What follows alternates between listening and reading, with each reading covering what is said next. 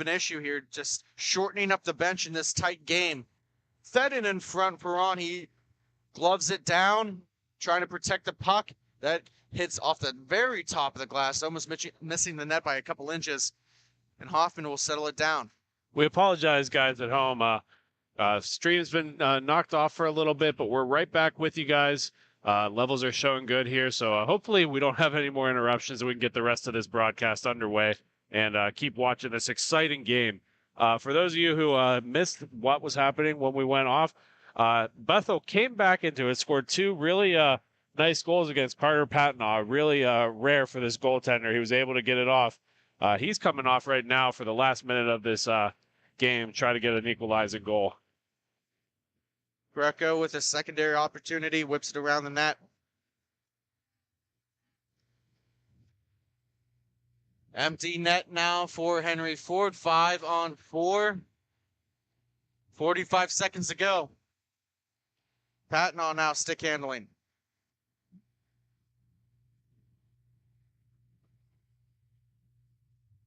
Good puck movement now by Henry Ford. It's cleared all the way down, just missing the net. Patnaugh will go retrieve it. Settles it down, works it across to Ferron. Ferron steps into the slot, crisscrosses with Patnaugh. He tries to put it between his legs and is going to clear all the way back down. Maybe one last opportunity. Nicholas Maggiapane picking it up. Not sure why Mafferty peeled off of that one. That would have been an equalizing chance there for him. And this is going to do it, folks. So, final score, Bethel 3, Henry Ford 2. What an excellent game between both teams. Stay here. We'll be right back. Coming up after the break, we'll have Montclair State University taking on The Ohio State University. Thank you for watching Grove City Hockey.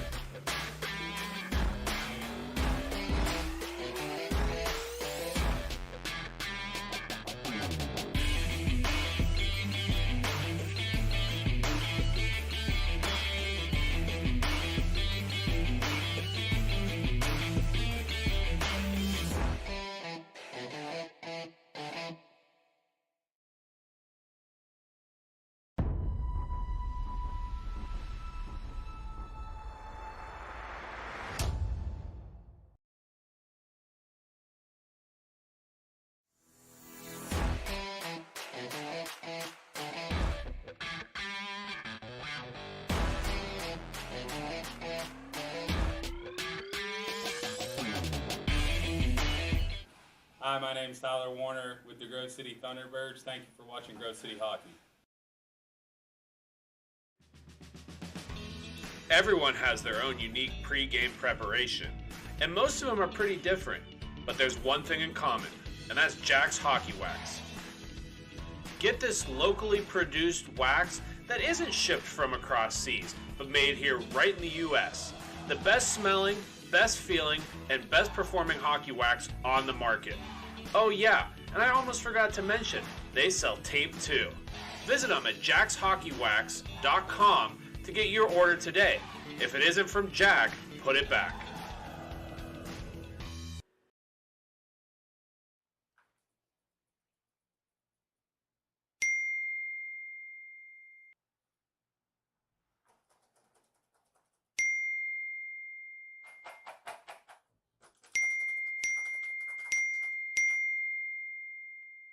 Frustrated and wasting time doing your own taxes?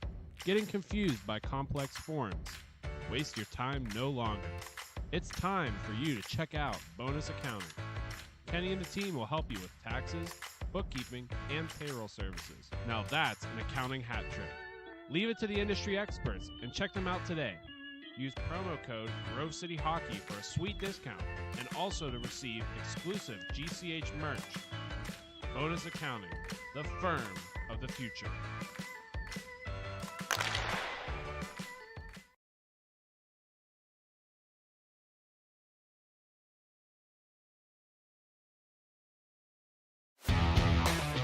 Black Biscuit is a hockey company that specializes in team uniforms and apparel and is based in St. Paul, Minnesota. We've been working with teams throughout Minnesota and all around the world. If your team or association is looking to update your uniforms, then let our all-star design team show you what we can do for you. Our slogan is made for misconduct because our uniforms can take a punch. From jerseys, socks, and shells to team apparel, there's almost nothing we can't do. If you can imagine it, we can design it. Visit our website, Black Biscuit Hockey, and check out our design vault for inspiration for your next uniform. Need a company that checks all the boxes? Outstanding design, quality product, great customer service, and timely delivery? Call us at 855-978-6888 to see what the Biscuit team can do for you. Black Biscuit. Black Biscuit. Black Biscuit. Made for misconduct. Don't risk it. Go Biscuit.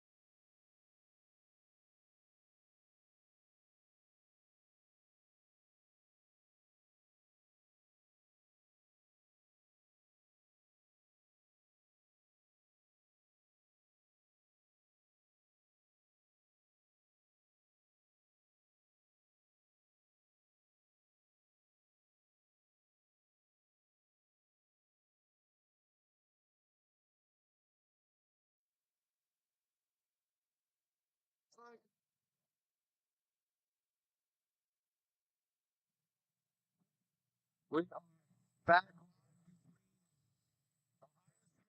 It's always nice to talk to local fans. Apologies for getting a little bit of a late start on this one, but it's nice to interact with the other community members here. They were asking about that goal from Bethel, if it went in or went out. So I don't know, Sean. My opinion is it was a good goal, but I'm also a drama queen, so I like those exciting endings for sure. well, we'll hopefully got a good one on hand here. Montclair State working from right to left. They're going to be in the red with the white pinstripes. And then Ohio State, they're going to be similar colors. It's going to be predominantly white with the red trim. Yes, the big Ohio going across it. So. I'll tell you what, Montclair's jerseys are absolutely disgusting. They are so sick. So really, really cool look. I've never seen the pinstripe pants to go with it too. It's not a team-wide thing, but there's a couple players there that got the baseball look going on. Shepflin with the shot on net. That's going to be covered up for a stop. And that we were talking to Santo Nico, one of the assistant coaches here for Montclair State University, him designing those jerseys. Also was talking to us about, just being a couple players short for this weekend. As you can see, they have 8 people, but then you look at Ohio State, they got 9. And if you've seen some of these other teams, they got almost 12 players on. I'll tell you what, Sean, it doesn't take many guys to really bring some momentum. So having that 1 or 2 extra skaters is a big, big deal in this league. Negron tried to step into that shot, lift his leg to get the goalie off his mark, and couldn't even release the shot. He comes back on the back check. DeLuca trying to go back, couldn't connect, and now they're going to go back into the Ohio State zone. We'll see Ohio State. This is the AA versus the D3 Montclair.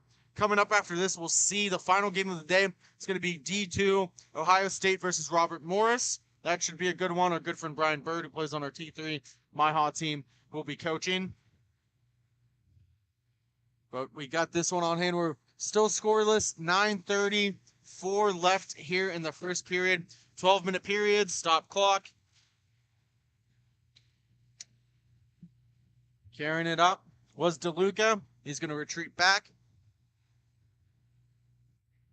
Light forecheck by Neal. Now Booth. Collision down low. We're going to say nothing. That's on the passing unit right there. You got to have your head up to see if you make a pass, are they going to be able to receive it in a timely manner? Maybe not the best placement, but it leads to a redirect back end goal. So Montclair State's going to take an early lead.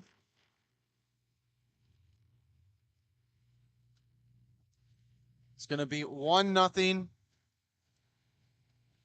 Face off at center. Drop down. Weiss now has the number 94 right-handed shot. It's going to carry it behind the netminder. Puck rolling on its edge. Gives all the way back to Neal. You're going to see a couple of the same names called out multiple times here for Montclair. Marner, now going to carry it in, takes a shot that hits off the side of the net, and using his skate to try and pin that up was number 2, Jack Vogel. Face-off will be to the left of the netminder for Montclair. Arico is starting in net for Montclair. Down at the other end will be Alex Hill. Legron stops up, picks up the puck, works it across to Vogel. Vogel's going to carry it in 2-on-2. Decides to cut back.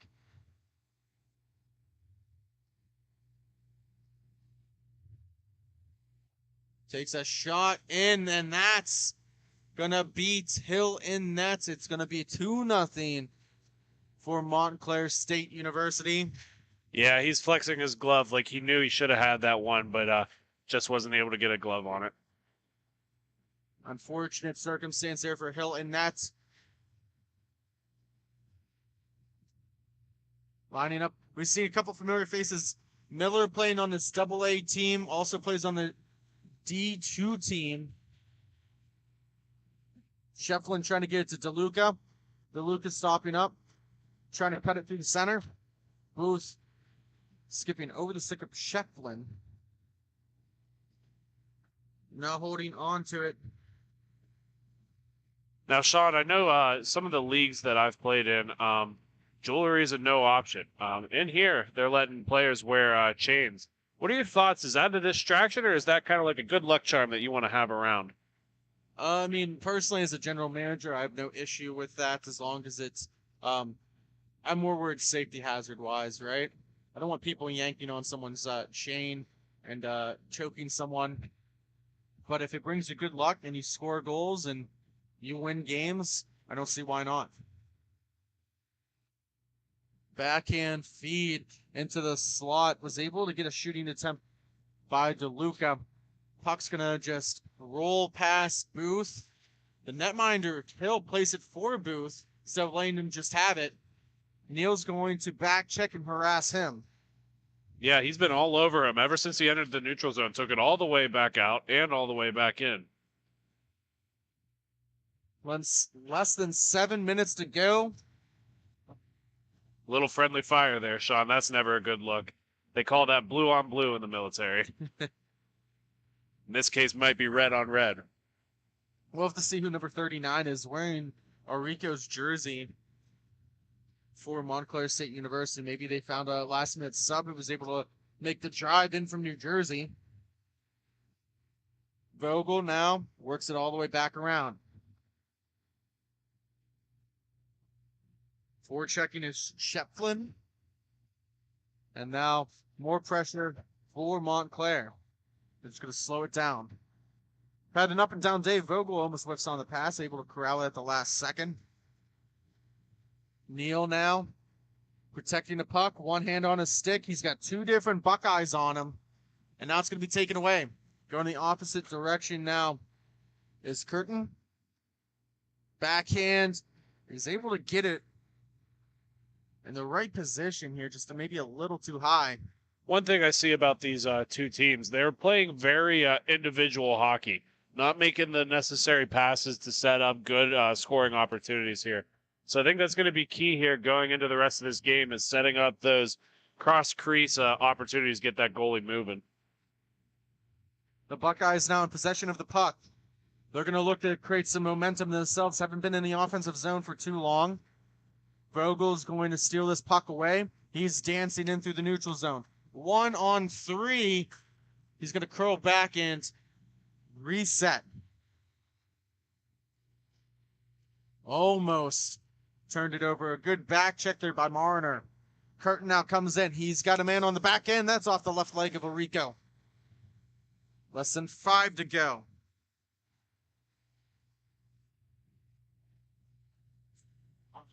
And now skating up with the puck, getting poked at and harassed. I believe that was Caitlin Dean. She's wearing number 14. She's listed on the roster as number 15.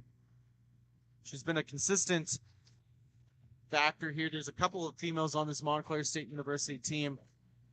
At least she's the one I know skates out a lot. Jessica Beaker is the backup goaltender for Montclair State. And we've talked about this a little bit before, Jake. It's good to see the unisex in this league here. Both genders able to play and work as a team, and it's fun to see. Not only work as a team, be difference makers, right? It's great to have those fresh legs out there.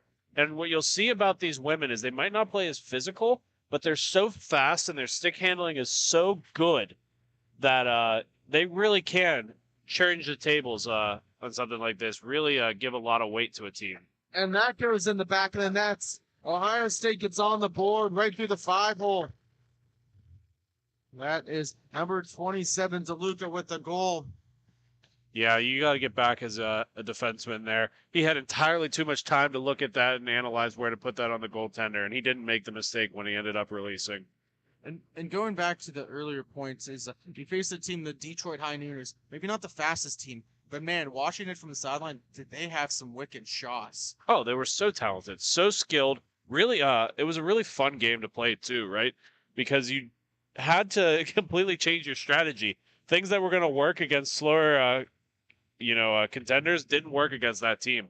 And you're seeing the same thing here. Ohio State gets on the board. It's interesting to see. They have it up here in the arena as 2-0. It should be 1-1. Or 2-1 at least. Yeah, it's going to be 2-1. Montclair had two low shots on goaltender Will. And then OSU just got the, return fire goal here late in the first. Sometimes they are a little bit late to put it up on the board here in the arena.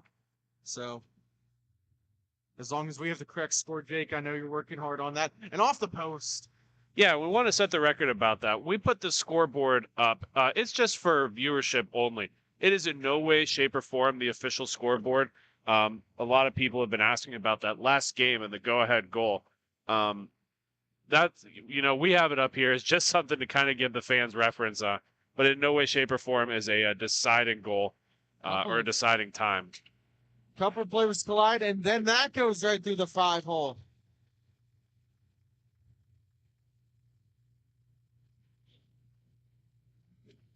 So it's going to be tied at 2. A quick shot that goes 5-hole. Yeah, that's where most of the goals have been going today. These teams have gotten these goalies to open up a little bit, and that's an easy place to stick a puck. Face-off down. Ohio State will retreat back in their own zone. They're going to set up shop behind Hill. Couple of crisscrosses. Finally forced out. Now just past the reach. Comes to Weiss. He gets pickpocketed. Ohio State player falls down. That was Marner. And that puck goes out of play. That's one of the things about this arena, Sean, is 99% of this arena is netted in, and the 1% that isn't, the pucks just seem to find a way out of this and onto the bench. At least they got one aspect of the netting around right in front of the stands here to protect any of the bystanders. We've seen a couple And us. We don't want the pucks in our booth, Sean. Those are painful. Well, yeah, we can ask my computer about that. A couple weeks ago, took a puck flying over the net. Sean, I worry about the coaching staff too. They don't have helmets on and they're standing right in front of the action. That's always a dangerous spot. And that's in the back of the net. Beating the netminder glove side is DeLuca, number 27. Gets on the board for the Buckeyes, and it's their first lead of the game. 3-2 is the score. Yeah, Sean, and that was a beautiful shot right over the glove. Goaltender had a chance at it, but really needed to come out a little bit higher out of her net and take that on full force. I believe that is Jessica Bleeker who's getting to start in net. So I believe the man skating out is Orico, who played goaltender last game for Montclair State. So they're doing a little goalie change, maybe getting people fresh legs skating in and out. The 1A, 1B goaltending strat is becoming more and more popular, especially with these long road trips, right? When you get a chance as a skater, you recover a lot faster. But those goalies, they're playing 4 or 5 games in a weekend. That's a lot on the legs, man. From experience, that's a tough weekend.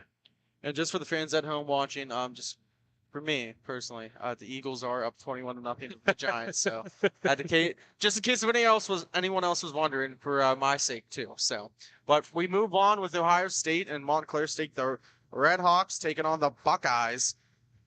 Feet in front. Shepflin was right there by himself. No one within a mile. Getting back as Montclair State now crashing into the boards is Dean. Trying to get it out. Bleeker moves side to side. Now holding on to it is Miller. Nice little soft toss to Booth. He takes a shot, and that's in the back of the net. Yeah, it just went right under her glove, above her leg pad. She thought she had it, but just enough space in there. Wasn't a hard shot, just a tricky knuckle puck. 50.4 seconds remaining here in the first period. It's going to be 4-2. On the other rink here, we got Hofstra. They're taking on Florida Gulf Coast. It's 1-0 in favor of the Gulf Coast. And Sean, I'll tell you, back to this goal on our rink, those soft ones are sometimes the hardest to track coming in. So absolutely no fault to the goalie on that one. Those are tricky, man. They're hard to read. There's a reason baseball pitchers throw changeups. It's hard to get your cadence down when something's coming in soft like that. Now, I mean, I'm going to ask you this and answer it to me within the next 30 seconds here. Would you rather face someone that's got a hard shot that knows where they're going? And that's... They're pointing, it's good. They're saying it's pushed in. I think that would be Caitlin Dean with the goal. There's no question it's in the back of the net. The refs are going to talk about it here. I assume it's going to be awarded a good goal. But nonetheless, Sean, to answer your question, the hard shots are... they have their trickiness too, for sure. But the nice thing about them is they don't flutter, right? You get your glove where you kind of envision the puck going, or you get your blocker in front of it, or whatever you're going to be using depending on the shot. Those soft ones that move up and down as they're coming in, they are so hard to keep an eye on. Not to mention, they're hard to freeze too, because you don't get that nice firm shot right into your glove to be able to squeeze on. You have to like kind of like push your glove out to catch it. It's a little bit trickier. Negron going to carry it up with 4 seconds, maybe one last attempt, and that will do it for the first period. 4-3 is the score. Ohio State with the early lead in the first period. We're going to head to the second right after this quick commercial break. Thank you for watching Grove City Hockey.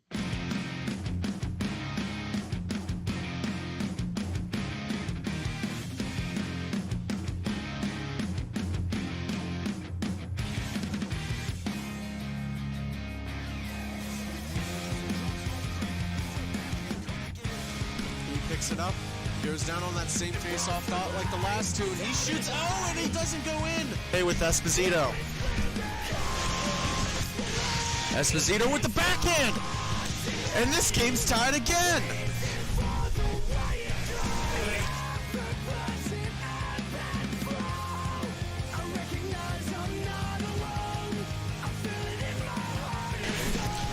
Picks it up, the left-handed shot on the very far face-off dot. He scores.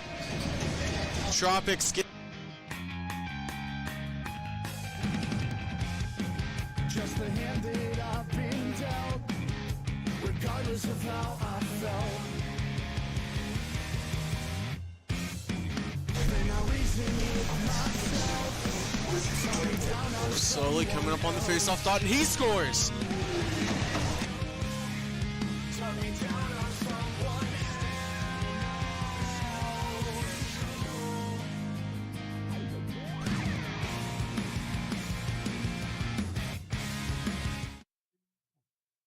We are back live for the second period.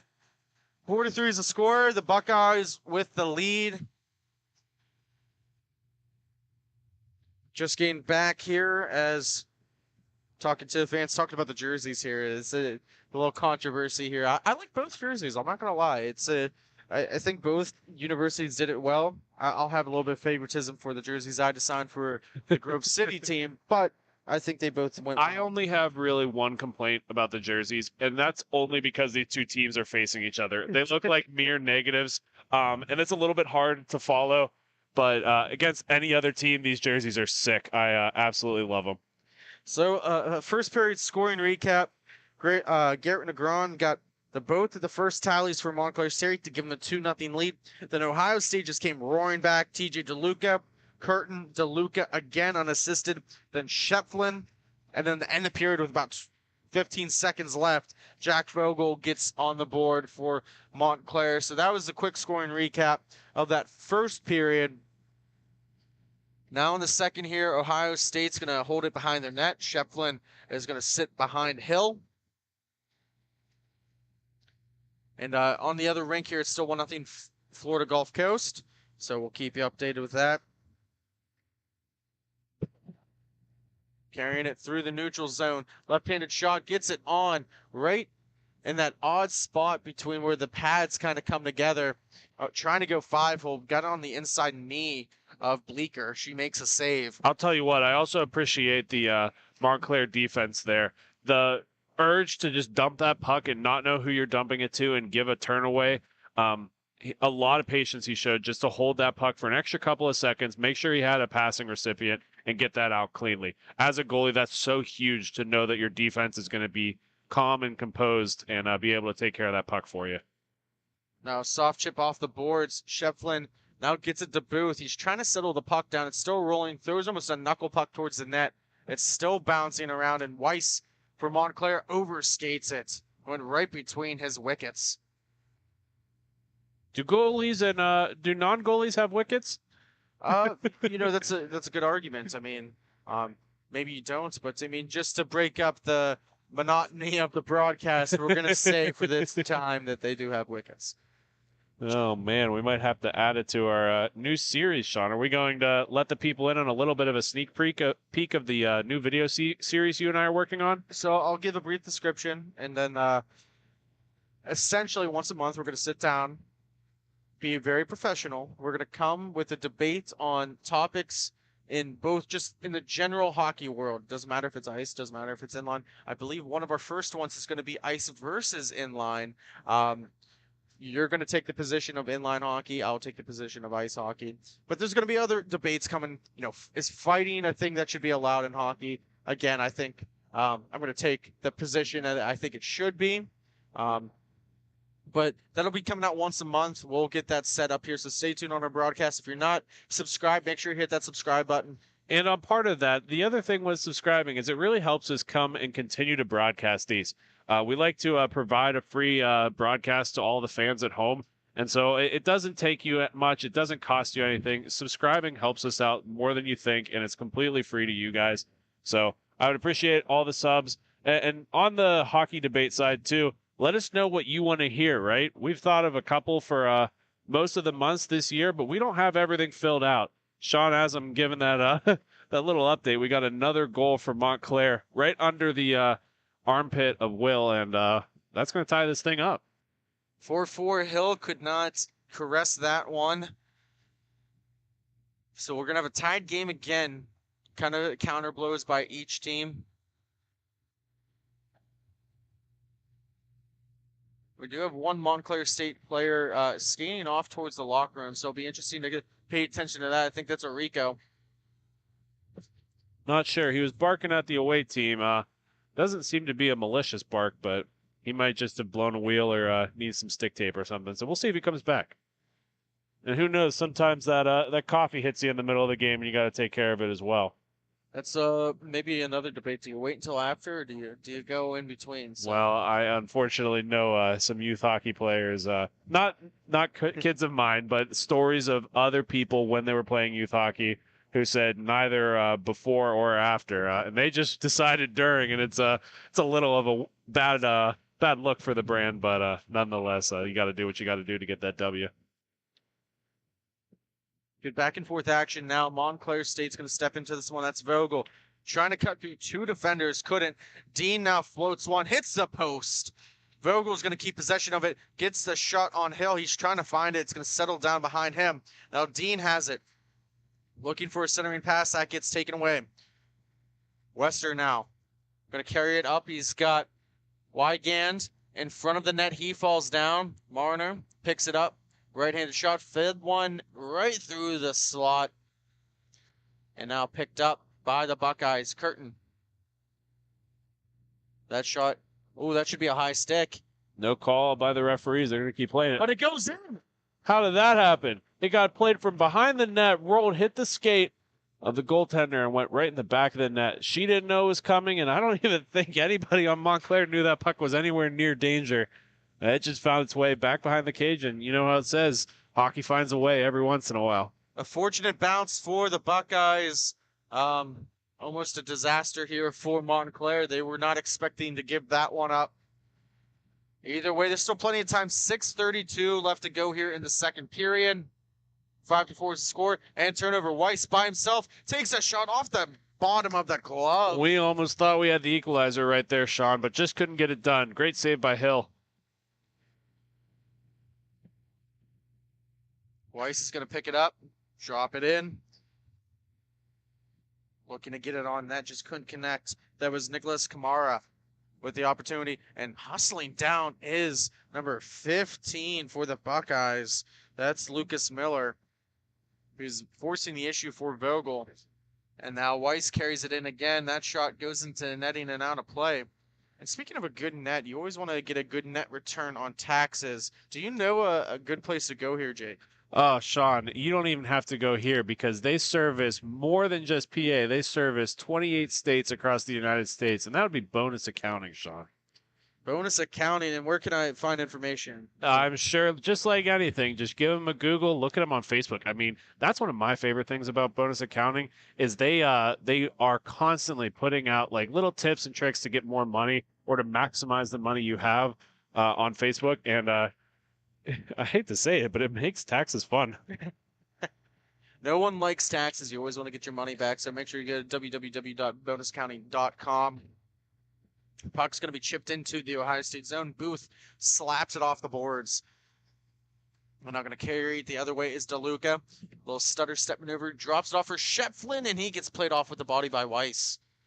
And now in front, all by himself, Miller sets it down, and he shoots it high and wide. You can't miss those, Sean. You got too much time to look at it, to think about it. You got to make it something. Puck's rolling all the way back down, and Booth is going to do a courtesy favor for the referee, maybe trying to help buy a call to go get that puck. Yeah, that's a pretty egregious favor to get a call by stopping a rolling puck. But I guess you fight for every inch, right? You claw for that inch. You say you go to war. I mean, you want to get that territory. Any favorable bounce, you want to try and get. And Miller, he gets it across, and that's in the back of the nets. Slid it in back door. And Ohio State gets another one. That was probably one of the first real good tic-tac-toe passing goals we've seen today. And absolutely no chance for the goaltender. Beautiful execution there by OSU. I think it was set up very favorably by Miller. And now DeLuca's going to try and get one on that. He does. A good right leg save there by Bleeker. One of the things that was crazy there, Sean, that I think we need to point out, Lucas Miller played that whole entire rush with his hand reversed as if he was to take a face-off and wasn't able to switch it back until he made that pass there on the back door. An excellent play. Now they're going to get a wholesale change. Face-off will be in the Montclair State University zone for this offensive zone draw.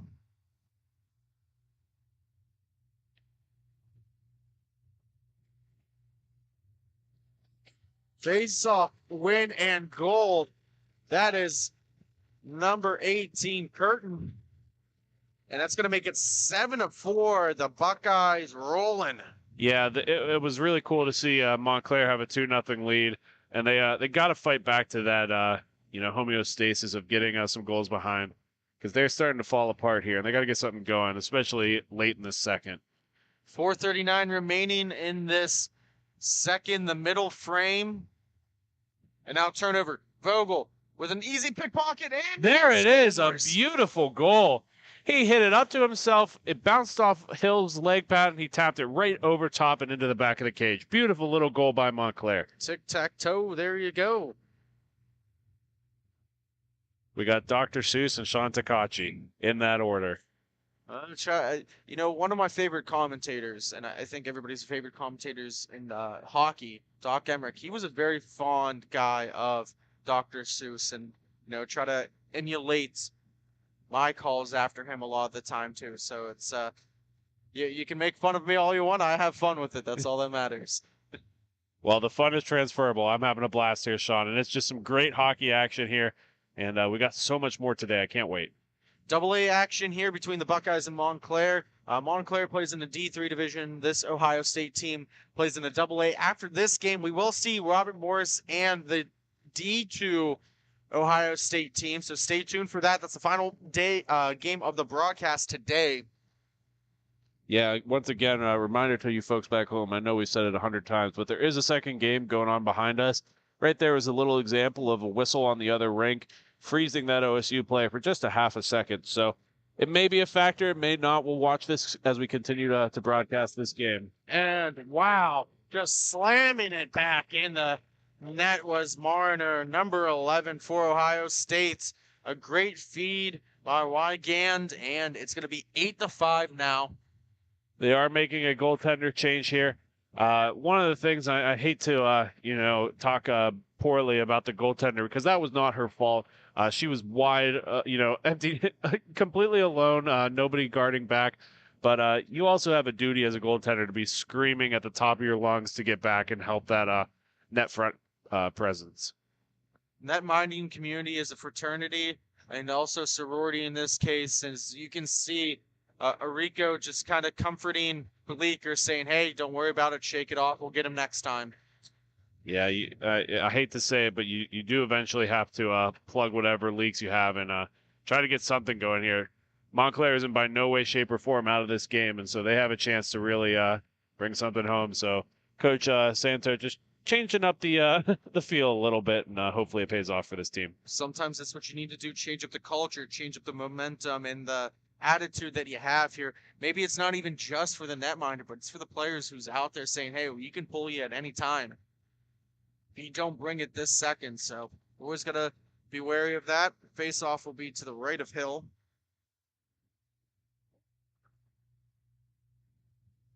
Face-off down, Neal losing it to Shepflin.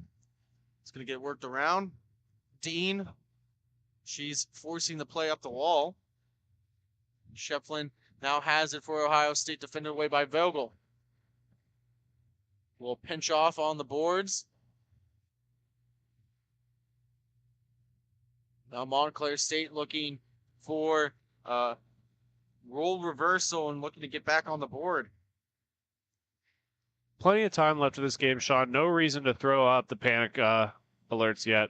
However, Montclair still does have to get something going, or it's going to be a long third for them. DeLuca, he's going to cycle it back behind his nets. He's going to direct traffic. He's got two players crossing. Fakes it. It goes right in front. Hill going to play it out, and it's going to come to Negron. Negron's going to walk in. Toe drag move. Looking for a shot, and Hill gets enough of it to get it into the corner. And now Vogel will sit back on defense, has two Buckeyes on him. Neal now through the neutral zone, has Dean with him. Gives it to Dean. She's going to take a half slap shot, gets it towards that mouth of the crease, and now it's going to go the opposite direction for the Buckeyes. Booth. Stick handling, goes forehand, backhand, trying to stop up. He does in this near corner. Shefflin's going to help him out, pick it up, looking for DeLuca on the back end, intercepted by Vogel for just a brief moment of time. And DeLuca has it again. Going to walk in, takes a tough angle shot. Negron trying to kick it free. He does. And now building up some steam and hustling through the neutral zone. 2 goals already on the game for Negron, looking for a third. Final minute of the second period. An excellent athletic maneuver by Vogel trying to chip it up. Gonna have a player on the back end, Weiss, and taken away by Curtin. You could say he closed the curtain on that one. Yeah, it was a good opportunity for Montclair there. They had somebody forechecking maybe a little bit harder on the back door there. It would have had a definite empty net. But, you know, sometimes that's how it goes. You can't control where the defense is, and you can't control where the offense is either. That's the way she goes, boys. Face off to the right of Arico, who recently came in for Bleecker in nets. It's at least stopped the bleeding. A little bit of a bandage here, maybe changing the momentum up a little bit. Yeah, Sean, but don't forget, there is still a third period to collect yourself at the intermission, build a game plan, and come right back at it hard.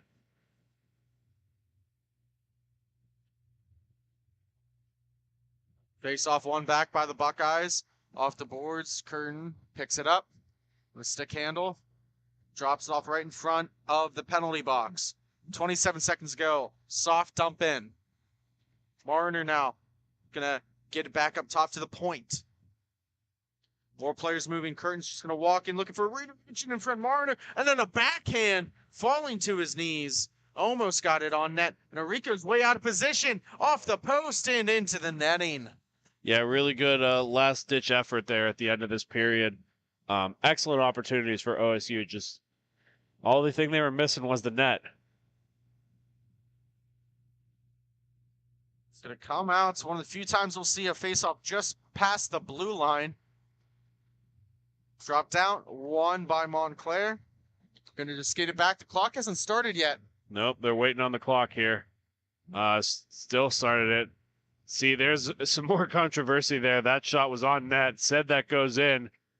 Now you got a little bit of a problem with a negligent scoreboard. But luckily for everybody involved, it did not come to that. And we're going to keep going with third period action. Well, we'll be right back. Thank you for watching Grove City Hockey.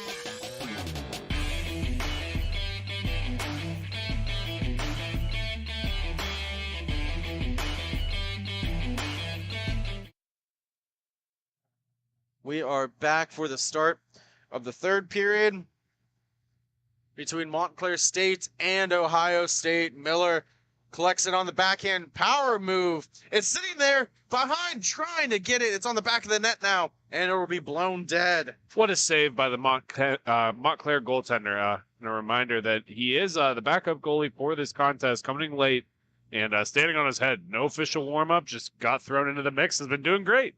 He has been. And while we got a little bit of brief action, I just want to say thank you to my awesome crew here, including you, Jake, Matthew Flannery, Colin Corbett, and we have Ryan Tannehill, who helps us out on occasion. He works for the Pittsburgh Passion. If you're not familiar with them, make sure you check them out. That's some awesome football action. That usually happens over the summer after the NFL season, but does all the video work for them, and we're glad to have such his expertise here on camera. Yeah, adding even a little bit of a change too, right? You'll see as you watch these broadcasts, each cameraman has their own little style and I guess little twerks and whatever makes them work. Whether it's zooming in, whether it's following the puck, whether it's staying wide or following the play. I mean, everybody's a little bit different, and they all do such an excellent job here. Really proud of the guys.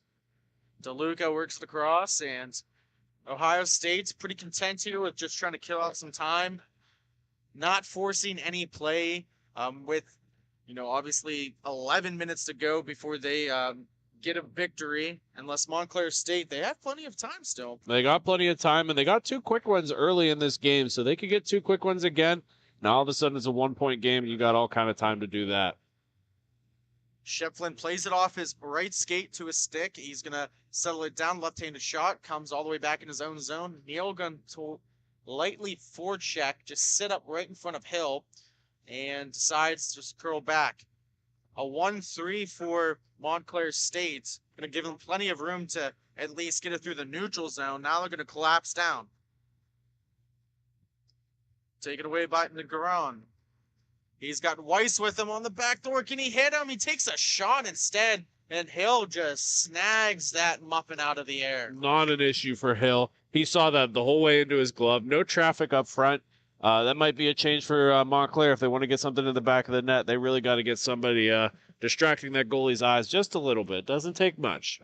Hill looked a little shaky to start off the game, but man, has he tightened up since. And I'll ask you this, Jake, as you play goaltender from time to time. How important is it to have that kind of bounce back in your netminder? Oh, for sure, dude. I mean, it's a game changer right now. Whenever you have a goalie who's making those breakaway saves, it really makes everybody click. Like, okay, they're buying non-goals right now. They've got to turn something around and get it going in the offensive zone. Puck just rolling in. Vogel's going to step up, protects it on his backhand soft saucer. Right in front of us here on the near wall, Negron, defended by Wygan, now Marner. Gets it to Neal. Neal just slows it back down for Vogel. They'll reset off the boards for Negron. And now to Neal. He's going to build up some momentum. Carrying it through. The neutral zone takes a shot. That goes into the corner. He picks up his own rebound. Once again, you got to get somebody rushing out with you. You can't take that alone on 3 defensemen. You got to get somebody to join the rush and give that goalie something else to think about as that puck's coming in. A little bit more slow movement here. More puck possession. He's and he couldn't. Just getting out muscled by the defenseman there. Really good opportunity for Montclair. Just couldn't get it done. Ohio State now looking to rebound and counterattack. Stay tuned with us. Less than 9 minutes to go here. We'll have D2 Robert Morris taking on the Ohio State. And a player crashing into the net, and hopefully he's okay. He looks a little banged up. No intentional targeting there. Just a bad circumstance. They are going to pull a Montclair player off for a penalty here, but we'll stay tuned to see what the call actually is. Marner, the one who's able to skate off on his own power, heads to the bench. Always glad to see that. Power play opportunity here for the Buckeyes. Redhawks looking to kill this off. They need a big kill here. Definitely, and big kills add a lot of momentum too, right, Sean? You get that big kill from your D core. Now all of a sudden your forwards have some life and some energy to come back and make it happen in the offensive zone. And the game behind us, that will be going into overtime. That is Florida Gulf Coast and Hofstra. So that'll be an interesting finish. We'll try to keep an eye on it. 8:10 left to go in the third period. 3-goal lead for the Buckeyes. They're in control. Maybe looking to add one more to the tally and kind of seal up that victory for them. Shefflin now throws one towards the net. That hits the skate in front. It's going to stay in the zone. A little collision on the boards. Negron trying to get it out. Having a little bit of an issue there.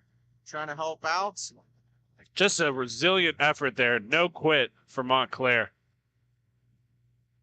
Even in a game like this, you want to see that. It's always a positive note. Well, it sets the tone for that whole bench, right? It's right in front of their bench. They see how hard their guys working. It gets everybody fired up and ready to come in. Great turnover there just to show you, everybody's firing on all cylinders now. Weiss with a shot that goes just past the head. A blizzard of a shot. Just a little high, comes all the way back into Montclair's zone. Little push down low. Nothing called. Gonna let them play on. Again, Montclair's on a penalty kill, and they're getting all kind of offensive zone here. Great effort from Montclair to get this thing back even. Now working across the Wygant. Stood up in the zone. Dangerous play. Hopefully both players are okay. And if anything there, that definitely didn't look intentional. Just two players jousting for position. Opportunity here as the man leaves the box wide open. Vogel by himself. Oh, beautiful save by Hill. Comes all the way out to play that strongly. Hill just lunging out, and wow, that looked like a for certain goal. And I'll tell you what, Montclair needed an easy one like that. Great save by Hill to keep this thing interesting. Now shot right into his chest, and the crowd applauds his efforts. The crowd loving what Hill's doing in net. Very athletic build. Number 22 for the Buckeyes. Yeah, and we're not going to call OSU and Montclair the same as OSU and PSU, but the fans really giving their admiration for this goaltender in this one. Face-off will be to the left of Hill. In the Buckeye zone, one back. And possession will go with Ohio State. Shefflin trading places. Now carrying it through. On the far wall, works it across. Miller. Stick handling, takes a shot. That was a ripper. Oh, and that stays out. That went all the way across the crease behind the Montclair goaltender, and they just couldn't get a stick on it to tap it in. Lucky break for Montclair here. Negron trying to settle it down. Puck's still rolling on an edge. Now Miller is going to pick it up. He's going to settle it down. Feeds it for DeLuca, who's going to walk into the pass. Going to curl toe drag, and maybe waited a little too long to take that shot. Weiss building some steam and momentum through, using that big frame to create space. Still has it. Trying to find a shot, and I think that hits a Buckeye player in front, and it's going to be settled down, going the opposite direction. One-on-one in. Trying to go the other way, and Orico tried to do the same thing, but unfortunately the Buckeyes slip it in. Yeah, Sean, you got to get a stick on that if you're that Montclair defenseman coasting with, following that forward. You got to get something on that to get that puck into a corner or at least out of harm's way. Goaltender comes all the way out to attack that puck and just skirts right around them and into the back of the net. 9-5, the score, 5:05 remaining in the third period. Face-off about to be down. And Jake, it's a little bit of a sticky situation for Montclair. I know a good company that's got some very sticky hockey wax.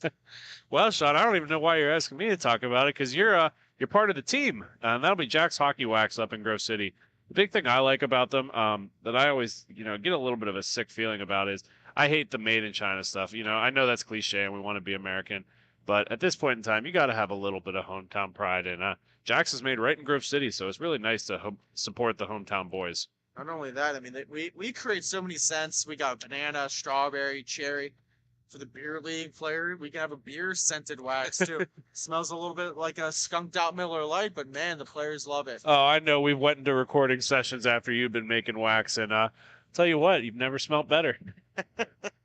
Well, I appreciate that. Hopefully, I can maybe make some more of that. Just go to www.jackshockeywax.com to place your order for your beer scented wax or whatever scent you want to get. So if you want to smell like a fresh ripened banana, let us know.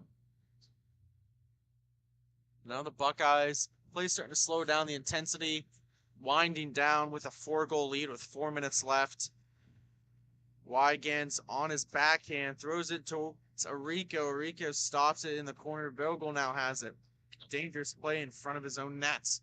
Sean, these are the games where if you're already looking like you're going to take a loss, you got to make sure that the weekend isn't a loss. So you got to go and take those time, set the tone right, get back to where you want to play your style of hockey, and then make sure you come ready to go the next game. I'm not saying Montclair's out of this at all, but they can't give up on it. They got to at least make sure they're doing things the right way and improving so that they're ready for the rest of the weekend.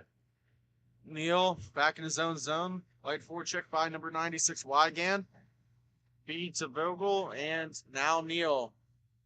Those three seem to be passing on a different level. That shot's blocked down in front. Player losing a stick. And still holding on to it. Gets it to Vogel. Has a person right in front.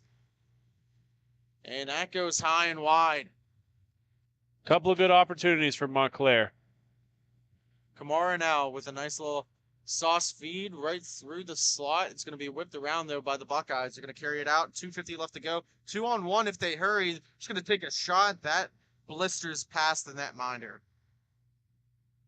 Neal now stopping up. A little backhand sauce. Gordon Ramsay style. And now the Buckeyes, Booth, looking for feed. Almost had it, trying to work between the legs of the Montclair State University player. Neal now takes a shot. Just got in enough of it was Hill. Couldn't snatch that out of the air, but at least got enough of it to prevent the goal. Now another interception by Vogel. It's going to be a penalty called. I believe it's going to be too many men. That is a mental miscue you don't want to take. So a power play opportunity here almost for essentially the rest of the game. If the Buckeyes wanted to take the metaphorical knee, they could.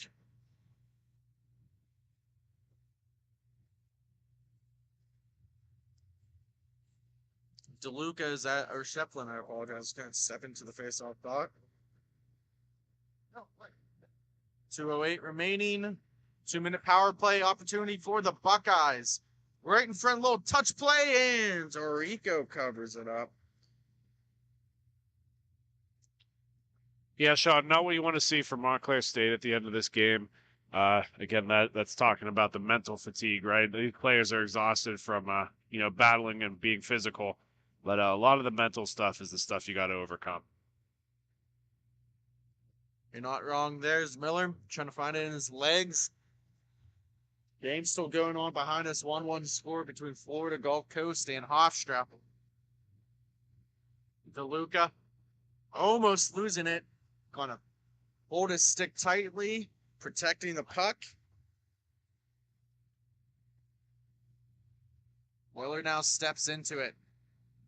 He's going to fake the shot, drops it down low, looking for a redirect in front. Good opportunity. 1:27 left to go in the game. 9-5. Buckeyes over the Red Hawks. DeLuca just smacks it around the boards. That's gently rolling. Shefflin's going to work it across for Miller. He's going to walk into the slot. Nice dancing move and backdoor feed and power play goal. 10-5. Buckeyes over Montclair.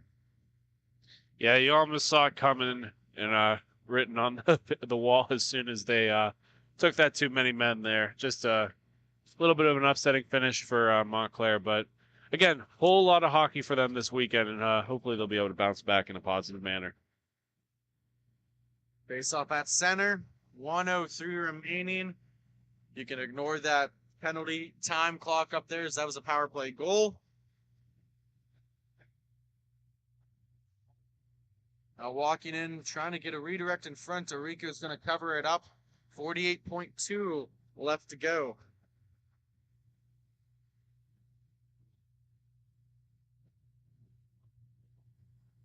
Now, Sean, I don't know if you had mentioned this or not, but who do we got coming up next? So we have Robert Morris taking on Ohio State. So if you're a Buckeyes fan, stick with us. If you're cheering for Bobby Moe, please hop on.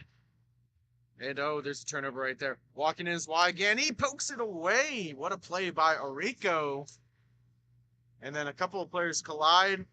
Both seem to be okay. Nothing purposeful on that. And now Marner using his hand. Missing. And a couple of players collide. And it's an empty net and touched in for a goal. Just an unfortunate turn of events there, Sean. You thought Montclair bought one there with that goalie coming way out, but then gets caught up in his own player. And they're going to call this one here. Well, maybe they're not. No, I think they're just telling him here, let's line up and let's get this done.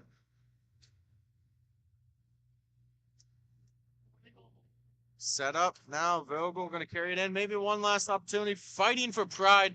Hill pokes it out. Looking for a backdoor pass. 5 seconds left to go. And that should do it. 11-5, the final score in the AA D3 division. We're going to step aside here after a quick timeout. Coming up after the break, the final game of the day, Robert Morris, Ohio State. We'll be right back. Thank you for watching Grove City Hockey.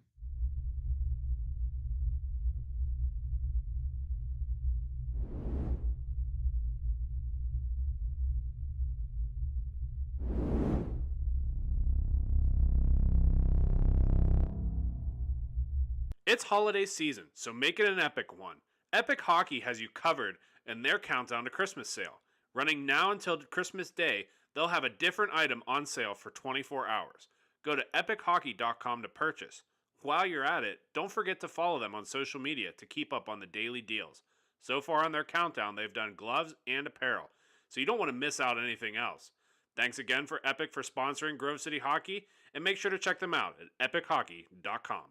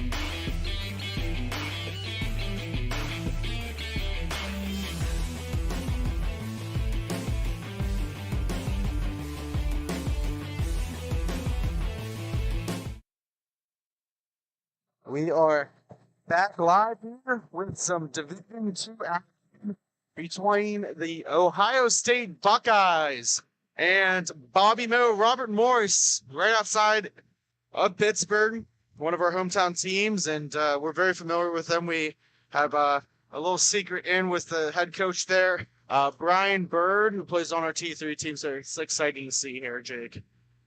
And for those of you wondering what we mean by our team, Sean, tell them a little bit about the other leagues that we're involved with on a broadcasting standpoint. We got some collegiate-only fans that don't know about the rest of what we broadcast, really. Yeah, of course. So, I mean, the main one that we broadcast is MIHA, the Midwest Inline Hockey Association, ran by Carl Richardson. There's a lot of teams here with players that play in that league, and one of them is Brian Bird, the head coach. So, Robert Morris, it's a semi-professional adult league team, and, you know, we saw Henry Ford College earlier. A lot of those players play in that league. So, it's always fun to have, and with our team, obviously, we got two teams. We play on one. You're the captain of one. Brian Bird's the captain of the other, so it's always fun to watch. And at least for this contest here, we got Robert Morris working with the predominantly blue jerseys with the red trim. Ohio State is going to have the white jerseys with the red trim, and then the little bit of green discoloration there for the Leafs of the Buckeye. So heavy shot going just wide. Working from right to left is Robert Morris. Left to right is Ohio State. Trying to pinch down in and works it across. There's number 77, Cameron Brickett. And skating back into his own zone for a reset is Noah Smita.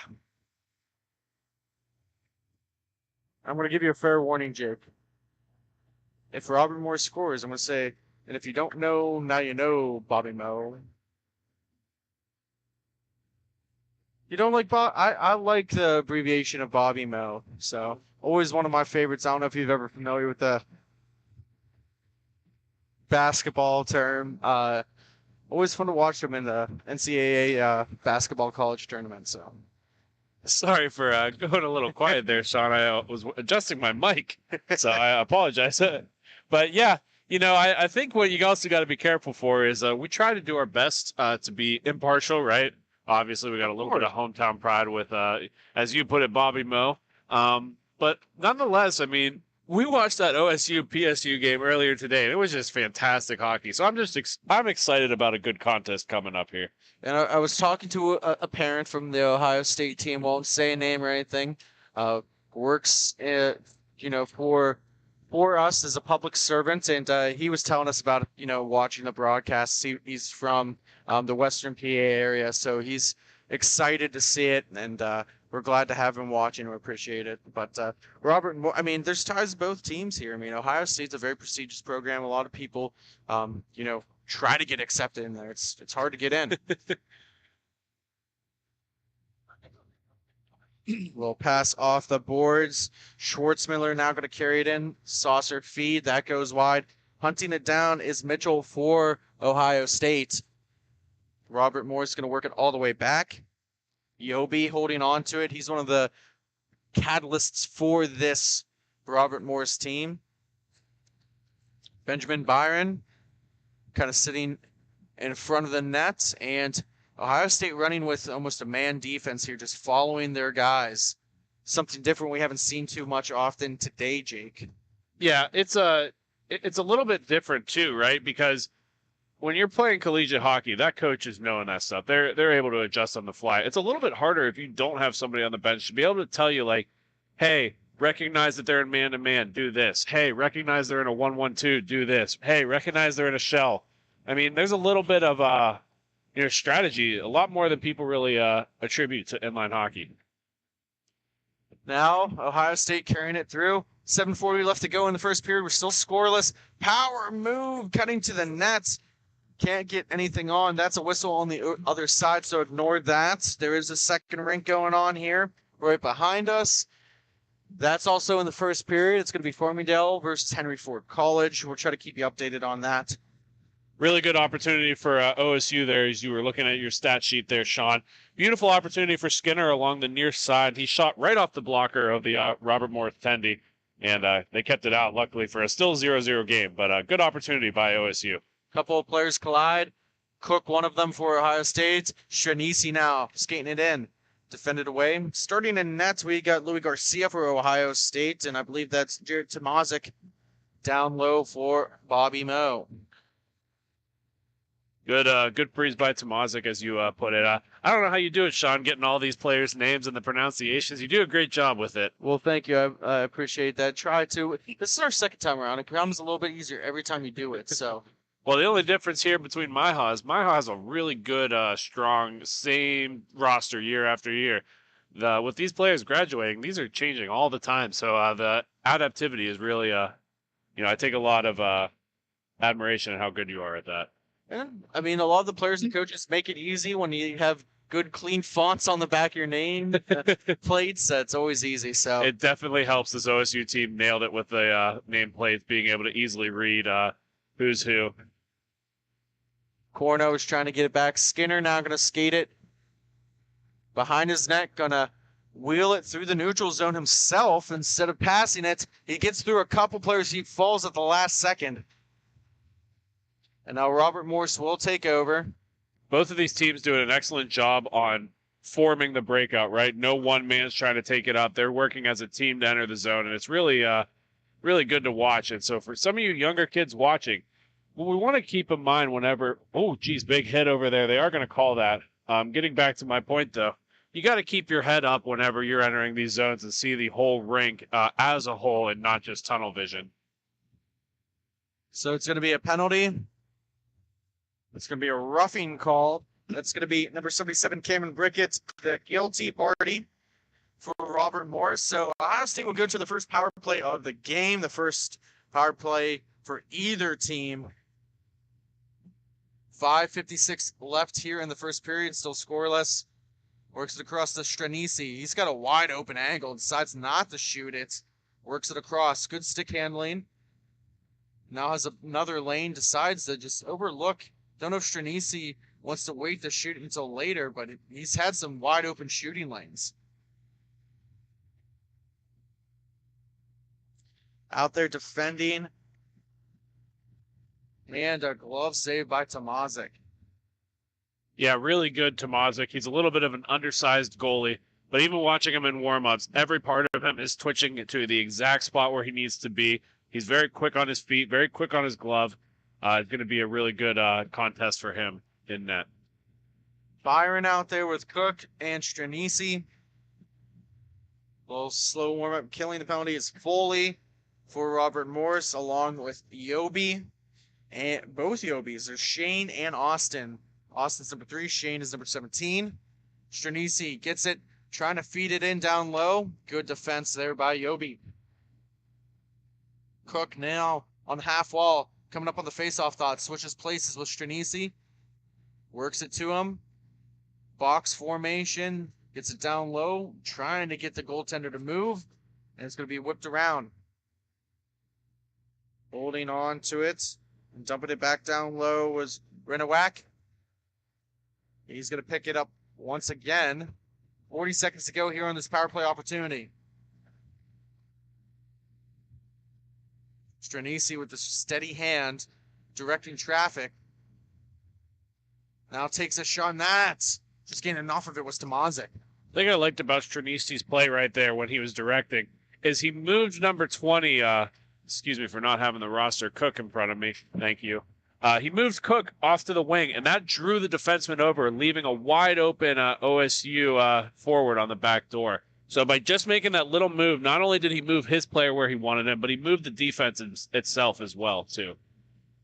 Fakes a half slapper, back to even strength. Cook now takes a high shot, sits down in front and trying to hold on to it.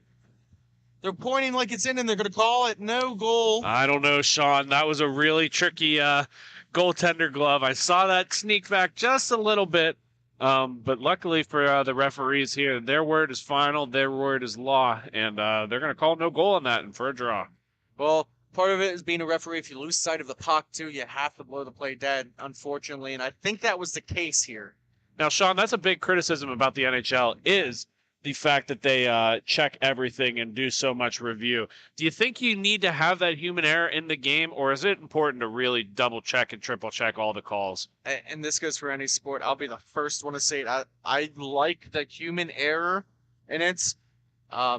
It doesn't matter what sport, whether it's baseball and the umpire calls, or hockey with going to Toronto in the NHL. That you can't take the human element out of the game. It makes no one likes controversy, but I think a lot of people really do like controversy. It makes for a more entertaining product. I'll tell you what, there's calls that the players get away with that are unreviewable. And so what do we call that? Do we call the no calls human error? I mean, you can go down a huge rabbit hole with it. I have to believe that these refs are so qualified. They're so perfect at what they do. That missing a call it's going to happen, right? These guys are human just like everybody else. So I want to give a big shout out to referees. I know from reffing the couple of beer league games that I've reffed, it's brutal, and they do such a great job here. So what an opportunity that by Cook to Mazick with the big save. He loses a stick. He's playing without a stick now.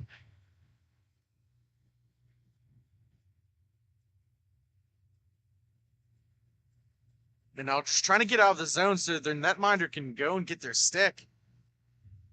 you almost got to pull that all the way back. I know he doesn't want to go get that stick with that OSU guy in front and have the risk of a turnover, but you need to use some smart game awareness if you're holding the puck. 2:30 remaining here in the first period, still scoreless. Ohio State versus Robert Morris. Now carrying it in is Cook. He gets around one, and he scores. Yeah, that's a beautiful shot up high. It's easy to lose that puck up high. Great effort by OSU. I almost was a little disappointed that the first one to go because it wasn't that exciting. I hate to admit. It was a shot that I don't think anyone was expecting, including the netminder Tomazic. But it's a goal nonetheless. A good goal, a great placement by Cook, and he opens up the scoring, draws first blood for the Buckeyes. Well, sometimes, Sean, somebody has to make them move first, and that opens up the opportunity to come back and return fire quick. Give you that extra little motivation to get after it and get a goal in the back of the net, too. So let's see how RMU responds to this here. 1:55 left to go here in the first period. Mitchell holding on to it. Steady with the puck. Steady as she goes. Shernisi crosses. He's going to receive the pass on his forehand. Robert Morris player loses the stick. He now cuts the slot, and he shoots and scores! A wicked shot, beating Tomazic glove hands. Yeah, that's the same spot that he scored the first one. We got the OHIO chats behind us, really blowing up this arena again. Some excellent fans. OSU come right back and scoring again, making it 2-0. Robert Morris is going to look to dig themselves out of the hole with 1:33 left to go. At least in the first period. Collision down low. They're going to let it go. Yeah, I'm not exactly sure, Sean, how that's not a penalty, but nonetheless, you can see RMU is trying to set the tone here and get the legs going for the boys. Corna with the shot that gets deflected in the corner to be picked up by Yobi. He holds it, works the cross, and is able to get it through the neutral zone and trying to get it to Foley, but couldn't. Collision with the referee down there, Sean. Those refs, they're hard to steer clear of because you're not looking for them, but they get in the way too. Netminder Garcia decides to play it. Off the boards, gets it to Byron. Corna. And that goes into netting. 46 seconds exactly on the clock remaining in this first period. We'll let our broadcast camera catch up to the real scoreboard here and get ready to go. So once again, appreciate everybody's flexibility at home. Trying the best we can to bring you some really, really exciting high-level hockey action here. Now back skating. Pressure by Cook. Yobi's going to carry it out. Nice little stutter, step maneuver. Works it down low. Intercepted by Stranizi. 30 seconds to go. Yeah, Sean, there's absolutely no quit in RMU. They know they have to respond and come back in this one before it gets out of hand, and they're prepared to do so in these last couple of seconds. Little toe drag gets it out of the zone. Looking for an opportunity was number 43. Schwartzmiller shot and sneaking in. He's going to pinch his legs together. 5.3 seconds to go. Really scary one there, Sean. Hit him in the glove, fell straight down under him. And those under ones are kind of tricky because they can sneak right under you as you're falling on top of the puck and find its way behind the back of the leg and into the goal. So really lucky there for RMU as they seem to get away with one there at the end.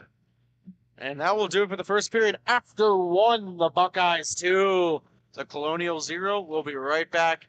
Stay tuned after this commercial break. Thank you for watching Grove City Hockey.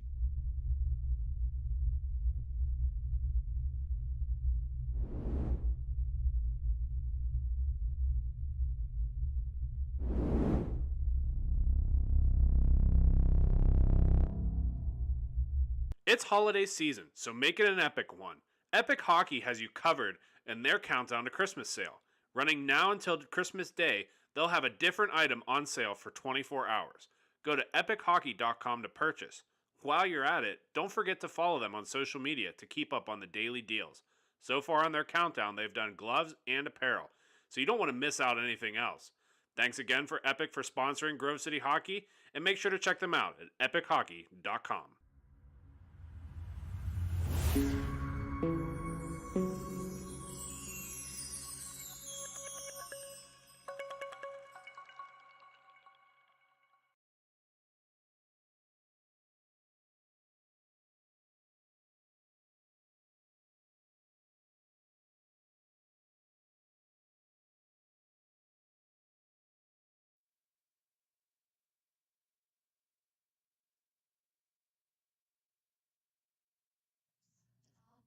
We are back for the start of the second period. 2-0 the score. Buckeyes over. Robert Morris joined here in the booth with my colleague, my dear friend, Jake Drzezinski. Jake, we're on the final game of the day. What's excited you the most about broadcasting? Sean, I love what I do. I love what we do here at Grove City Hockey.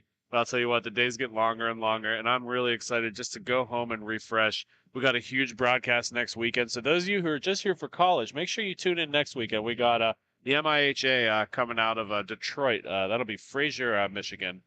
But we got some more hockey next weekend. So I just want to get the batteries recharged, get ready to come in strong next weekend. Fourth broadcast of the month every weekend. Tomorrow will be our only day off from either job, or whether it's our day jobs or broadcasting. So bear with us here if we're a little bit tired, a little bit slow, a little bit groggy. Oh, Sean, I'm so excited for tomorrow, and I can't even say that I'm not going to be working on Grove City Hockey stuff. We're getting some new storage, and I'm working on our official podcast studio.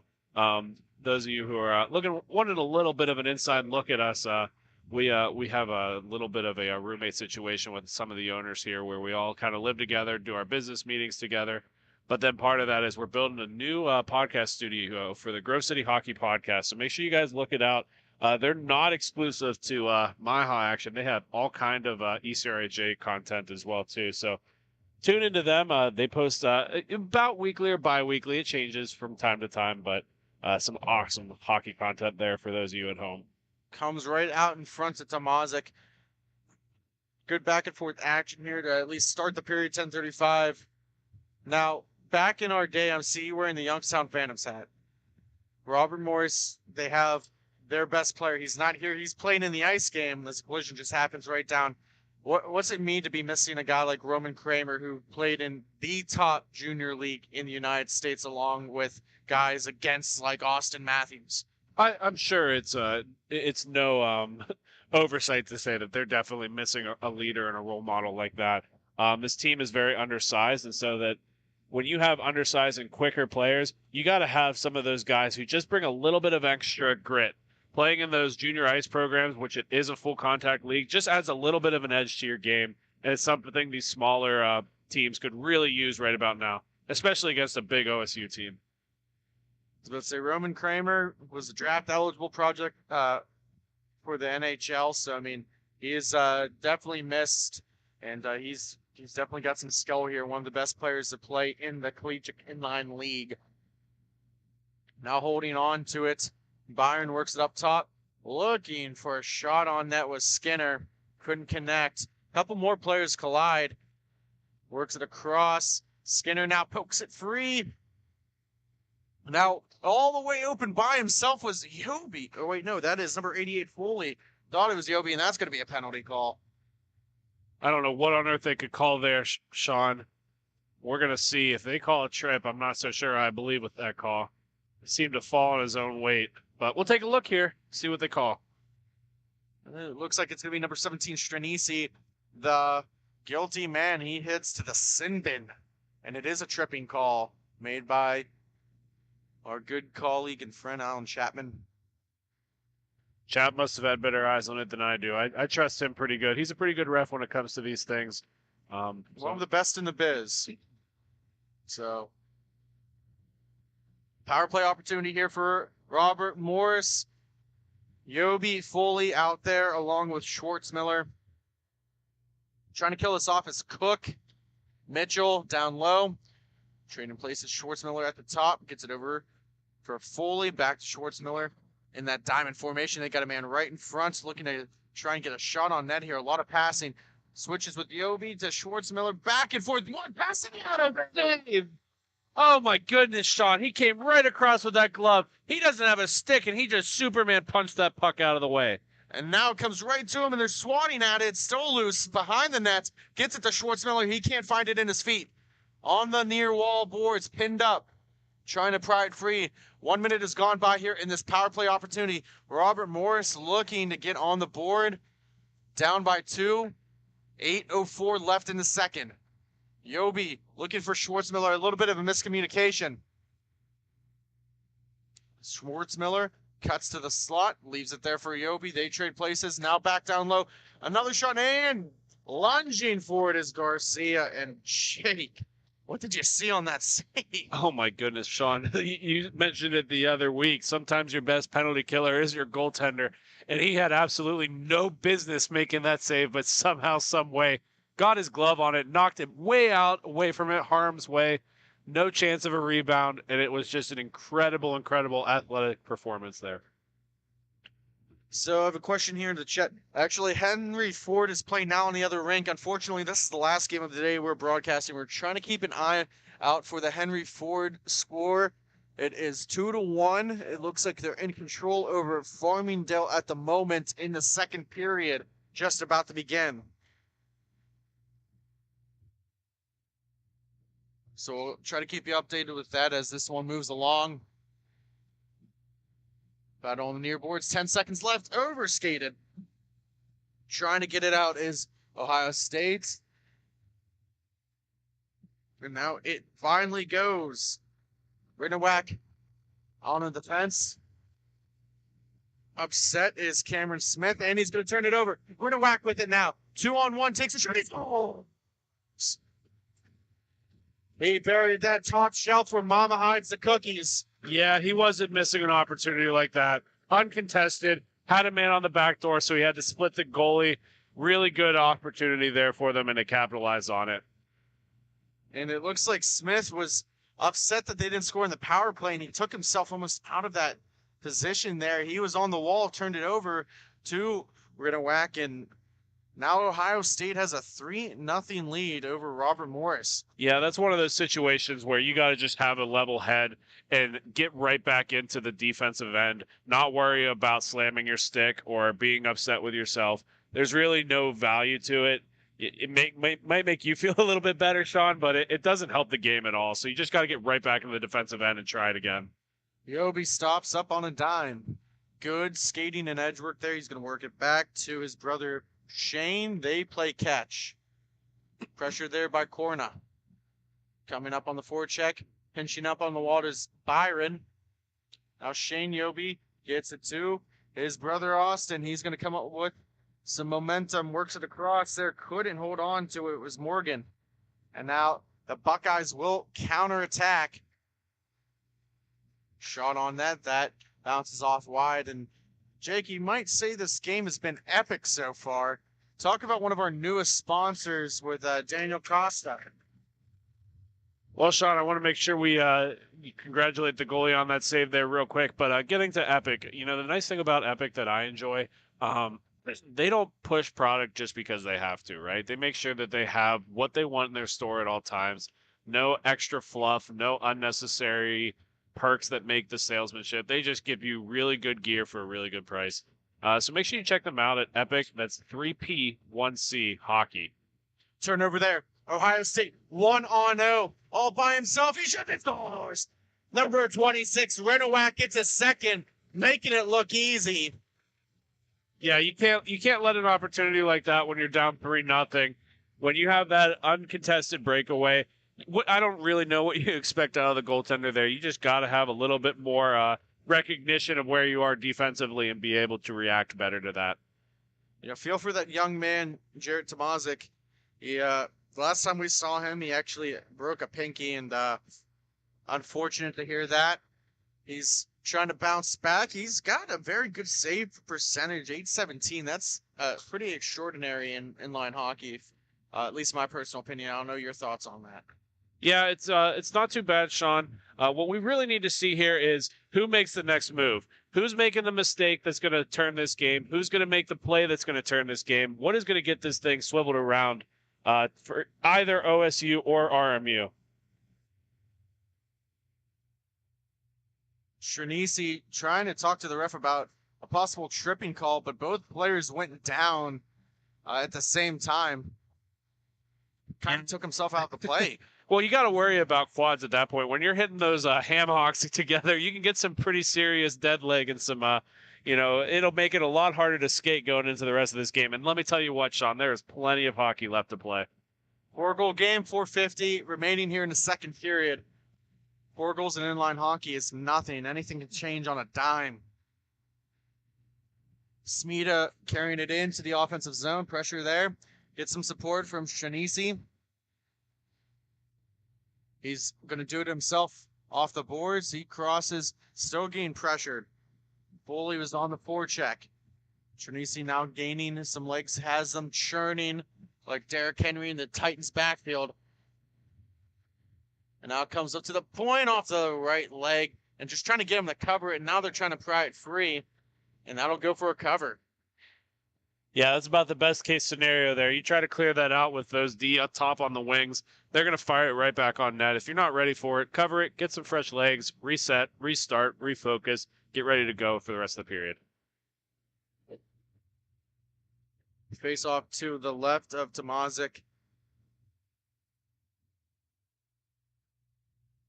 Robert Moore's going to set up, looking for a controlled breakout now. Corna just gently standing in front of the netminder Tomazic. Seems like no rush, but down by 4. Robert Morris better get on it. Ohio State content with just letting this time wind down. Yeah, hit the crossbar on that, hit the post on that one, Sean. Not very hard, so it was a little bit unnoticeable, but it definitely was close to being in the back of the net. Walking in was Skinner. That puck just gently touching the back top bar. Couldn't bury it. So close. Could have made this a 5-goal game. And now that gets deflected off of Garcia's right leg pad into the netting and out of play. So keep the check. It's 3-1 over on the other rink. Henry Ford with the lead over Farmingdale. Face off to the right of Garcia in the Ohio State Buckeye zone. 1 forward. Yobi protecting the puck on the far wall. Drops it in down low at the faceoff dot. Battling forward is Smith. Pressure there now by Massatelli, who now skates back and is trying to cover Yobi. Yobi with the shot blocker save. 2:57 remaining. Yobi now holding on to it. Defended away by Cornell, looking for a feed in front, and Smith scores. Sean, that was a little bit of a tricky one. That pass was put right on the front of the crease, and he put his stick between his legs, but I don't know what it exactly bounced off of. Either way, it went right under the blocker of the goaltender and right into the back of the cage. Maybe that's what Robert Morris needed. They definitely needed goals, but to get that first one, that important first goal, now maybe they cracked the seal of Garcia. It was a nice deflection down low, just battling. That's where a lot of those goals come in, within 5 feet of that netminder. I mean, I'll tell you what, Sean, is playing a lot of goalie. The goose egg is so attractive to you as a goalie that once you let it up, your game kind of falls apart. You get a little bit more lazy, take a little bit of less aggressive chances, and it really opens up an opportunity to get some goals going the other way. 2:22 remaining in period number 2. The lead trimmed down to 3. Carrying it into the offensive zone was Morgan, but retreats back in his own zone for Glide. Bounces it off the boards. Trying to get it out and put into Cook. Pressuring. Cook's going to pick it up on this near wall. Left-handed shot gets right into the slot. Takes that shot. Good save by Tomazic. Equal to the challenge. Yeah, this score is in no way, shape, or form his fault. He's been playing unbelievable. The things that he needs to kind of improve his game is he is a little bit on the smaller side, so he's got to come out a little bit more aggressively, I think. He's been really fast, but he just needs to give a little bit more of a shooting lane angle and cut that down for, for the opposition's sake, I should say. Now that pass hits off the skate of the referee, comes to a favorable bounce for Ohio State. And now Mitchell will play back in his own zone. He's got Renner back with him. Stranisi. Robert Morris goes off for a change. Cook also out there for the Buckeyes. Come up on the final minute here of the second period. Stranisi hustling through.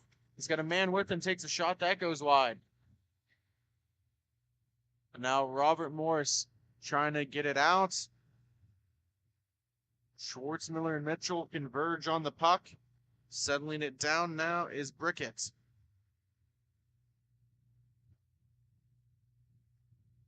.40 seconds remain. Dropping it down low, looking for the backdoor feed, and gives it across back. And we're down Schwartzmiller. He's a goalie filler. Sean, they're keeping this interesting. Cutting the lead in half in the last 2 minutes of this game. The first one right around the 2-minute mark. The second one right around the 30-second mark. And I will tell you what, Robert Morris is not going away on this one. They are keeping this thing alive.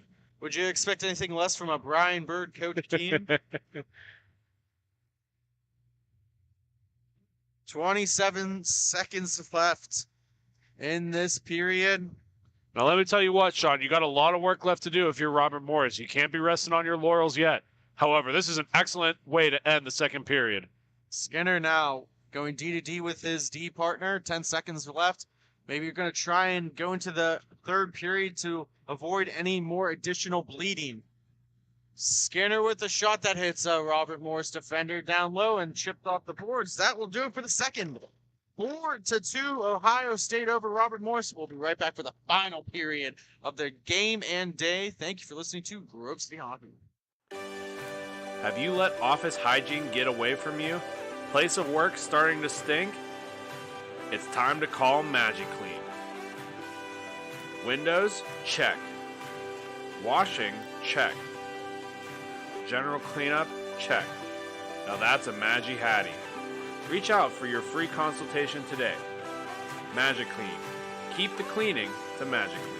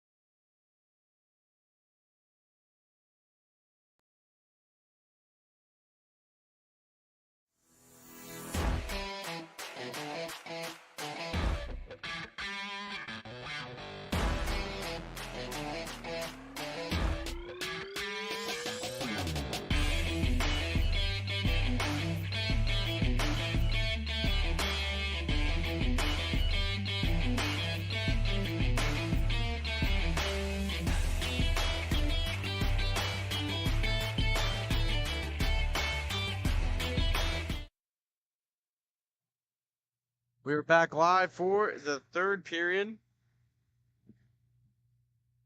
between Robert Morris and Ohio State. Ohio State holding on to a 2-goal lead. Gave up the last 2 goals to Robert Morris.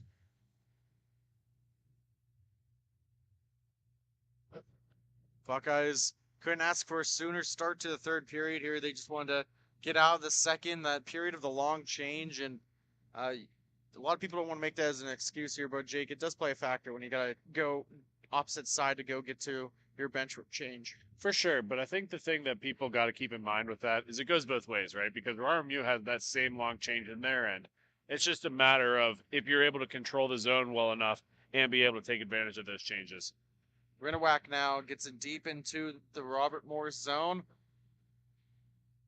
Looking for a cross crease feed. Cook now holding on to it on the near wall on his forehand. Feeds it across, has a man cutting towards the net and missing just wide. That was Mitchell. Skating up with it is Cameron Smith. Yobi retreats back in his own zone. He's going to settle it down. He's got Foley crossing with him. He's eventually going to take the puck. Puck finally settles down. He's got some momentum. Takes a shot up on Garcia and trying to pry it free and goes for a cover. Tell you what, the speed of RMU here is so electrifying. It's really going to help build some, some good habits and some momentum here for them. Closing out on the day here, we just want to say thank you to Kevin Murphy for bringing us out here for this NCRHA interregional event, part of the ECRHA schedule. Got to see a lot of awesome teams here. And I don't think anyone really excited me more than Lindenwood. They put on a show today. Jake, do you have any thoughts and opinions who you wanted to see? Man, Sean, I know you experienced it in the morning, but that OSU Penn State game was so much fun to watch. That has to be my favorite game. And I know you're asking for a team, and I didn't follow the assignment. That's normal. But, dude, it was such a good game, and I don't even have a favorite out of the two teams there. It was just unreal, and it's what inline hockey really deserves. Having a rivalry like that really goes a long way. Less than 10 minutes to go here. Buckeyes holding on to a 2-goal advantage. Skinner losing it just for a brief second as he ran it to the boards. Trying to get it off the back of the net. He does with Schwartzmiller. Now wrapping it around, and the Buckeyes will counterpunch. 2-on-2, maybe a good back check here for the Colonials. They were able to get Brucevic back. Puck sitting in the corner, now tied up for. Wrapped around, and it's a battle for position. And it's going to be a kick. We're going to have an unsportsmanlike on Robert Morris here. That's one of those situations where you got to keep your head, especially if you're losing in a game in the third period. You can't be affording to take dumb penalties like that. And if you look at how Bird's head dropped as soon as that penalty happened, he's like, oh, man, I got to teach my young guys not to do stuff like that. So, Yeah. Unfortunate thing for the Colonials here, but they've been okay on the penalty kill before. Let's see how they do on this one. Ohio State getting exactly the prime opportunity here to maybe put this one away here to go up by 3 goals. If not, it's going to be a big penalty kill for Robert Morris. It creates some momentum. Stranisi now with it. Walks in a screen on net. Tamaza couldn't see it. He's on his back sprawling like a turtle. Trying to settle it down is Rennewack. He works the number 20 was cooking up a goal. Yeah, Sean, that's a hard look for Robert Morris there. It's one thing to let one in at the on a penalty kill, and you can just see the goalie's just beside himself. That's a result of a dumb penalty up front there. Just a stupid retaliation. You could overskate that puck and just be on your way, but kicking it and then costing your team a goal like that, that's a tough look for the Colonials for sure. Devastating play.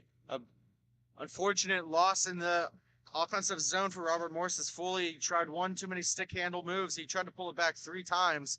Got it on the first 2. Could be worked all the way back to Stranisi right in front of the penalty box. Works it all the way across rink, and it's going to get some momentum. Cook, who just scored the last goal for Ohio State, is looking to get another. Defended away by Yobi. Comes out Mitchell. Just gets enough of it as that puck was rolling in midair. Just sideways. Interesting play. On the other rink, 5-1 the score for Henry Ford over Farmingdale. They're playing excellent so far. Stranisi going to pinch in from his defensive spot. He's going to look for some help. Forehand, backhand, skates it right in front of his netminder Garcia. As a GM, not my favorite play to watch. I'll tell you what, it's not looking great for Robert Morris, I'm not going to lie, but there's plenty of time in this game. And like you've said before, just like that, how does that stay out? That's what we call puck luck right there for Ohio State. That looked like that was earmarked in the back of the nets. Oh, it hit the post, or it hit the crossbar so hard it bounced straight down, bounced back up, and hit it again. An unfortunate bounce there. An excellently played shot. It's, as a player here, I mean, you get to beat the goalie, but you don't beat the post. I mean, if that's me, it's kind of gut-wrenching. How do you feel about that? It's the closest you can possibly get without scoring is hitting that post. So yeah, it really hurts. But it makes it, it shows you that you got a chance. At least you're getting it past the goalie, right? You're beating half of the things you need to beat. So it's encouraging to take shots like that and have it hit the post. I know it's not the result that these teams want. I get it. But you're at least being able to get past that goaltender. So that's half the battle. Massatelli sets up right behind his netminder Garcia, overlooking his options, not even moving. Light forecheck there by Robert Cushon. I want to give an update, Sean, to your other rink. We got 5-1 the score. Henry Ford getting it done. That's going to be the game final over there. So that side of the rink's wrapped up. We're going to close this side of the rink out and be on our merry way. I do appreciate that, Jake. I did give an update about a minute and a half ago, but it's always a good idea to get... No, that would be the end of the game. End of the game. That's the end of the period. They're lining up at the faceoff. Oh, I might be incorrect. Sorry, Sean. It's okay. It's been a long I must have time. put the 3 up before I looked, and then I saw the 3 and the zeros, and I thought we were done. My mistake, folks at home. That's why Sean's the pro here. It happens. I mean, you've had a long day. I mean, you had a new venture today. Your first ever wraparound opportunity. Talk about that first event there for Grove City Golf. Well, you used the perfect adjective first. It was so much fun that we're going to be repeating it as many times as we possibly can. So keep an eye out for that. We'll be posting that stuff on our Facebook page quite regularly, and we'll keep getting some action here for Grove City Golf. A wholesale change for Ohio State. One of the best scoring opportunities right off the rush there for the Colonials. Now stick handling through the zone is Schwartzmiller. He has one of the goals here for Robert Morris. Skips all the way around the net. Tried for a centering pass. Garcia is going to cover it up. Yeah, it's a good attempt by Robert Morris. They got to keep pushing this puck towards the net, but they also have to be a little bit of selective with their shots and get something that has a chance, not just flutter it on net to be covered up. We'll see here when they decide to take their timeout. Both teams do still have their timeouts. Something to keep in mind with 5:16 left to go in the game. 5-2. Ohio State over the Colonials and redirected into the corner. Yeah, Sean, OSU is really being heavy on this puck here, trying to get some good opportunities here, and we're going to have another penalty. RMU's getting lucky with these calls, man. They just got to be able to capitalize on them. Didn't see that one down in the corner. Looks like it was a collision. We'll see. It's going to be an interference call on number 17, Stranisi. So a power play opportunity here for Robert Morris.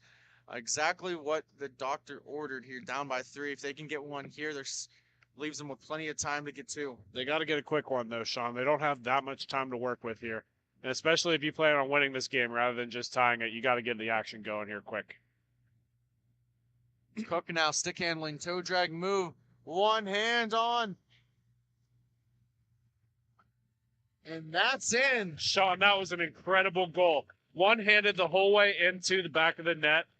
I thought for sure that Tendy had it covered, but it just squeaked right by him. It's in the back of the cage. Cook gets another one, adds it to his tally. Shorthanded goal for Ohio State's going to make it 6-2. And that's, man, that's a devastating goal to give up here for Robert Morris. That's a dagger, Sean. I'm not going to say it's the final straw. There's always chances in hockey games. We should know from last weekend that there's always a chance to win a game, but that's going to be a hard one for RMU to come back from. Puck on net. Cook just softly floaters one on to Mazic. That was a little bit trickier than it needed to be for the RMU goaltenders. That just bounced up at the last second. Luckily, he was able to keep it out, but a little bit more trouble than it was worth. Looking for redirect, almost had it. Foley with the initial shot attempt is going to get the puck again. Has a man posted right in front. That's Pacific, and that's in. Right through the 5-hole, Sean. Found the back of the net. Just what they needed. Hopefully it's not too late. They still got 4 minutes and 12 seconds left to go in this one, so they got to get another one here quickly.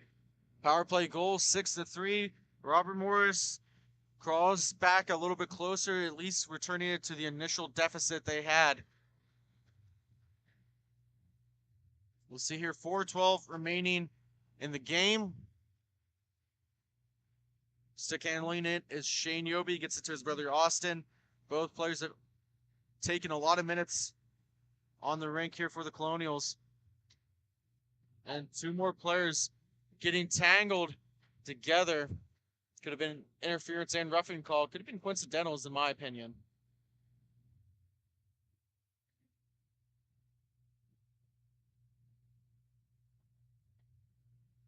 Mitchell holding on to the puck.